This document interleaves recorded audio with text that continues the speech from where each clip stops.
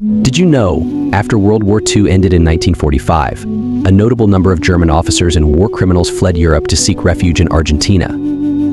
This migration was driven by a combination of factors, including geopolitical dynamics, Argentina's political landscape, and the personal connections of the fleeing individuals. The story of their exodus to Argentina is a complex web of international intrigue, individual motivations, and post-war chaos.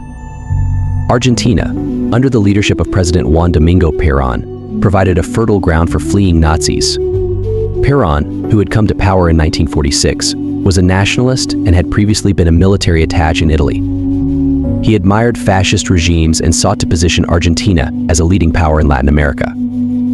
Perón's government was sympathetic to fascist ideologies and viewed the incoming Germans as valuable assets who could contribute to Argentina's development in various fields, including science, technology, and the military. During the early years of the Cold War, anti-communism was a significant driving force behind international politics. Perón's Argentina saw an opportunity to leverage German expertise against the spread of communism.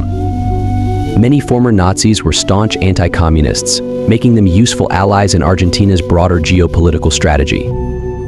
One of the primary mechanisms facilitating the escape of German officers was the so-called Ratlines, a network of escape routes for Nazis and fascists fleeing Europe. These routes were operated by various groups, including the Catholic Church. The Vatican, fearing the spread of communism in Europe, was instrumental in aiding many Nazis to escape. Bishops and priests in Italy and Austria provided false documents and safe passage, often directing the fugitives towards South America. Adolf Eichmann, one of the major organizers of the Holocaust, fled to Argentina in 1950. Using the Ratlines, Eichmann traveled through Austria and Italy, eventually boarding a ship in Genoa bound for Buenos Aires. In Argentina, he lived under the alias Ricardo Clement and worked at a Mercedes-Benz factory until his capture by Mossad agents in 1960. Joseph Mengele, the notorious doctor of Auschwitz, also escaped to Argentina. Like Eichmann, Mengele utilized the Ratlines to flee Europe. He arrived in Buenos Aires in 1949 and initially lived under his own name. Over the years, Mengele moved frequently to avoid capture, eventually fleeing to Paraguay and then Brazil, where he lived until his death in 1979. Upon arrival, many Nazis found a supportive community of local collaborators, including German expatriates and pro-Nazi sympathizers. These networks helped the fugitives establish new identities and find employment, integrating them into Argentine society. The Argentine government also played a role in providing refuge, with Perón's administration issuing visas and residency permits. The influx of German officers and scientists was seen as beneficial to Argentina's development. Many of these individuals brought with them advanced knowledge in fields such as aerospace, engineering, and medicine.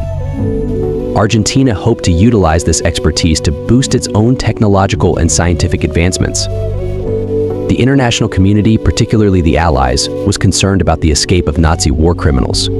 However, the chaotic post-war environment, coupled with emerging Cold War tensions, made it difficult to track and apprehend all the fugitives.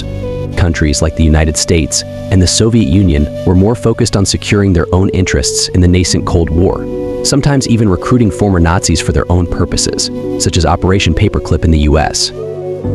The flight of German officers to Argentina after World War II was a product of the geopolitical complexities of the time. Argentina's political climate under Perón, the anti-communist sentiment, the organized escape routes like the Vatican Ratlines, and the supportive local networks all contributed to this migration. This period remains a dark chapter in history, highlighting the interplay between ideology, politics, and the aftermath of global conflict.